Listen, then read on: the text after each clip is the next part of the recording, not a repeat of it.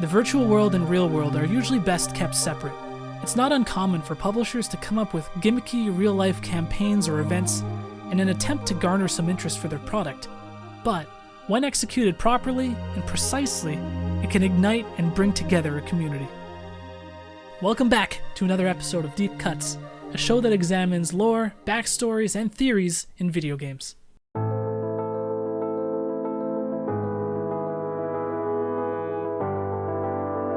The Binding of Isaac is a popular indie game from game designer Edmund McMillen, and it was one of the first games to really put the roguelike genre on the map. And it has a passionate community that cares about the game. But in November of 2015, it turned into more like an obsession, and that obsession didn't necessarily involve playing the game. The Binding of Isaac Afterbirth was released on PC on October 30th, 2015, as an expansion to The Binding of Isaac Rebirth. It's a game that's known for being riddled with many elaborate secrets. In Rebirth, one of the most well-hidden secrets was an unlockable hidden character called the Lost. The prerequisites for unlocking the Lost were not documented anywhere in the game, and were extremely specific. The chances of someone unlocking this character organically is virtually impossible. However, the game was data mined, and the secret was then revealed to the community. This upset game designer Edmund McMillen, as expressed in an interview. He was upset that one of the biggest surprises in the game was spoiled, so when the expansion Afterbirth came out, and it seemed some items were missing and couldn't be data mined because the files were simply not there, players figured something was up. What followed was one of the most elaborate alternate reality games I've ever seen for a video game, or for anything for that matter. An alternate reality game, or ARG, is an interactive networked narrative that uses the real world as a platform and employs transmedia storytelling to deliver a story that may be altered by players' ideas or actions, according to Wikipedia. While some players argued that the missing items were a glitch, other players argued that it was some sort of trick or conspiracy as a payback for the data mining in Rebirth. This idea was strengthened by a couple of McMillen's tweets. One of the new modes in Afterbirth was called Greed, a mode that had no item drops, and the player would need to rely on purchasing items from shops. If the player clears the mode and the final boss, Ultra Greed, the players are able to donate their coins into a donation machine. The machine initially accepted a max of 109 coins. However, after an early patch, this was bumped up to a maximum of 999. The patch just so happened to be issued exactly 109 hours after the game's launch. The line "item money equals power" is item number 109 in the game's code. The community would become fixated on this number. If you donated the maximum amount of coins, you were rewarded with an achievement, Generosity. Earning an achievement is nothing unusual. However, something unusual did happen on November 12, 2015. The icon for the achievement changed to display a piece of paper with lines and dots. Around the same time, McMillen posted a blog on the Binding of Isaac website that contained a hidden message. "You're so close." McMillen was egging on the community. When looking at the new achievement icon, the piece of paper with the lines and dots, and counting the number of pixels on each line, and converting those numbers to ASCII code, it became a series of letters. And when those letters were dropped into an Imager URL, a new image was found, a picture of the Lost. Also in the frame, 8 human figures, a map icon, and a string of text. "And he removed that day the he-goats." It was quickly figured out that this was a quote from the Bible, Genesis 30:35. The 1987 film The Lost Boys became the next point of interest for the community, thanks to some cryptic hints dropped by McMillen on Twitter, including one that alluded to the song People Are Strange, which plays in the intro for The Lost Boys, and during which time in the film passes over a series of missing posters. It was also no coincidence that The Lost Boys was filmed in Santa Cruz, California, which also happens to be where McMillen lives.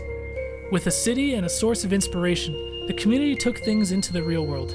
Many scenes in The Lost Boys take place around the Santa Cruz boardwalk, which was the initial focus on the real-life investigation. Skipping ahead in The Lost Boys movie to the 30-minute and 35-second mark is an iconic scene that takes place on a bridge, the San Lorenzo River Railroad Bridge to be exact, just east of the Santa Cruz boardwalk. Reddit user NirvanaGuy007, who lived in Santa Cruz, was working at the time, but enlisted the help of his brother to explore the locales, and it didn't take long to find something strange. A missing person poster of Isaac, There was a phone number at the bottom with no area code, and the last 3 digits were missing. The words "God is Spirit" were written on the back, which is another Bible reference to John 4:24. Attempting to complete the phone number on the poster, assuming that 424 was the area code, all that was left was to figure out the last 3 digits. And it was quickly found out. 109. When people dialed 424-444-0109, you were greeted with a pre-recorded voicemail. Hello, yes, now. This is your off. I know what you came for, but I need to hear you ask me. Portions of the audio sounded like gibberish, but when those portions were played in reverse, the complete sentence could be formed, and it sounded like this. Hello, Isaac. This is your father. I know what you came for, but I need to hear you ask me. The voice in the message was Isaac's father, and he needed to hear something. People were able to leave messages to this number for Isaac's father to hear, so it was clear that the proper phrase just needed to be said. The correct answer was discovered on the evening of November 13th. Where are you? This was found hidden in the game in an item screen for money equals power. Once discovered, the hidden message was removed from the game, and the phone number was given an updated voice message.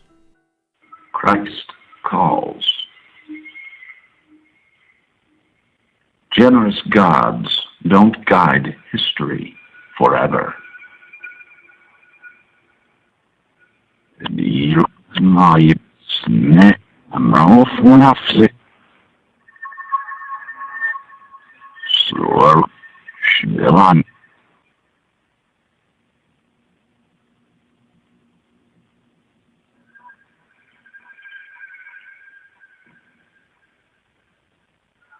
We need to go deeper.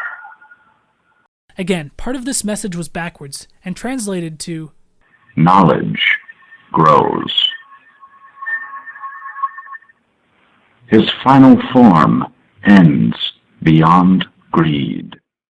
Around the same time, Macmillan posted another tweet. We almost revealed more evil, right? Which contained another hidden message, warmer. This wasn't the first time Macmillan used hidden messages by using the first letters of each word. Reddit user DixonMyaz applied this to the voicemail message and ended up with a string of letters. DixonMyaz tweeted this to Macmillan, who immediately liked the post. IRC user Rizel converted the letters in that string to their corresponding numbers in the alphabet, excluding the whispered, "We need to go deeper." Laying everything out and grouping them by sentence structure resulted in this string of numbers. Rizel realized that what he was looking at were GPS coordinates. Those coordinates corresponded to an address in Santa Ana, California, which just so happened to be home of Nicholas, the developer and publisher of The Binding of Isaac. To further solidify that they were on the right track, the building number on the address was none other than 109. At this time, Macmillan issued a tweet advising the community to not do anything stupid or illegal and to use their eyes. Exploring the coordinates, a yellow poster was discovered. Repent and turn to God. Despite the biblical references throughout, Macmillan confirmed that they had nothing to do with this poster and it was actually just a coincidence. Around this time, Macmillan and Nicholas founder Tyrone Rodriguez sent out tweets that indicated people should be looking for change. Rodriguez was actually on site, observing from a parked car, also probably as a precaution. After all, this expedition was happening well into the early hours of the morning. Eventually found that the coordinates was a pile of change on the ground, an obvious reference to the game mode Greed, and buried beneath that pile of change was a doll of Isaac, covered in cryptic numbers and symbols. Written on the back of the head, "I am Isaac's body. Isaac is dead. Give me a voice." The string of symbols and numbers on Isaac's forehead translated to an @ symbol in code when converted using ASCII. This led to people scouring Twitter, and it didn't take long for an account to be found with the handle @I am Isaac's body, with no tweets. As hinted on the statue, the community needed to give him a voice. It was quickly discovered the password to the account was Isaac is dead, and the community's tweets started coming in, giving him a voice. The password was then quickly reset, and the following was posted to the account. The community unlocked something hidden. The game was updated yet again and featured a new hidden character called the Keeper, who could only be unlocked by donating 1,000 coins to the machine after defeating Ultra Greed. And with that, the alternate reality game was complete. And that concludes this episode of Deep Cuts. Let me know what you thought about it, and I need to give a major shout out to the Binding of Isaac community, Edmund McMillan, and the rest of the developers of the game. Thanks so much for watching. Peace out. Is running around balcony. He's running back and forth. Yeah, let me explain myself. Let me explain myself. Right? Throwing out some balconies IRL, dude. I was talking shit to someone because I they think were. it was Jonah. I was Of talking course shit to you were, Jonah dude. because he was saying